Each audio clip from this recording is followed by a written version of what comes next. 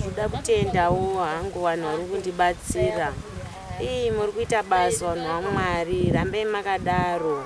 Vari kusenda mari mumafoni iri kusvika. Muri kuita basa na 3 vari kukura, ndiri kutenda. Moedzerwa apo matapudzwa vanhu vaMwari. Ndiri kutenda hangu kuti maita basa, mandipo mikaka yewana nokuti wana wangu achichema achishaya mukaka. Asi zvinezvi zviri kuita, ndiri kutenda maita basa vanhu vaMwari, murambe makadaro. Gaba 1 iri ndoti masikati ndowapa ka1, usiku wakapatika wese wachinesa ndongowapa futi ka1. Saka pagaba wanoita 4 days ndichiwapa gaba.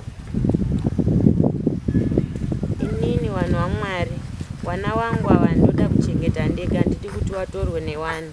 Kana muchingoda munongondibatsira ndinawo. Ndozvandiri kukumbirawo kuna vanhu vanonge vachida kunditorera wana kuti havaiti, ndonditengerei chikafu chekuti ndipe wana ndinawo.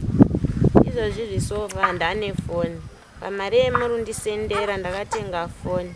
Saka ndanewo foni, munogona kutaura neni panhamba dzinoti 0771 35 10 20. 0771 35 10 20 ndidzo nhamba dzangu dzamunondibata. Chitupa ndanga ndisina. Pakasosheka baba wangu, maiguru wangu, mama wangu ngari pabarika akavhaenda nechitupa, saka changa chisina kudzimiswa. Saka izvozvi ndakazindoya mangwana kotora chitupa nekuti birthday wakatipa.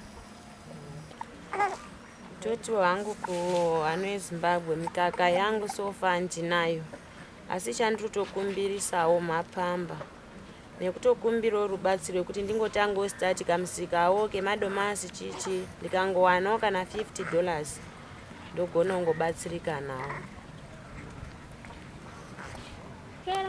Ndandichikumbirawo kana bhero rewana, rezvinodziya zvewana, ndozviri kukwanisa kunga zvichifamba iye zvinezvi, kuti kana pane anogona kundibatsirawo ndibatsirawo nezvinhu zvakafanana neizvozvo.